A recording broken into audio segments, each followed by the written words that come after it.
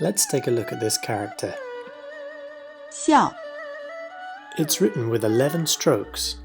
撇，横撇，竖，横折，横，撇，弯钩，撇，撇，撇，捺。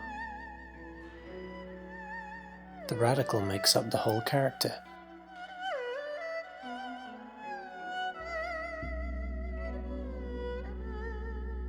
Let's look at some examples. 大象 Here's a character that looks similar. Pay attention to the differences. You'll find incredible tools for learning characters like this one at trainchinese.com and on the iOS and Android app stores.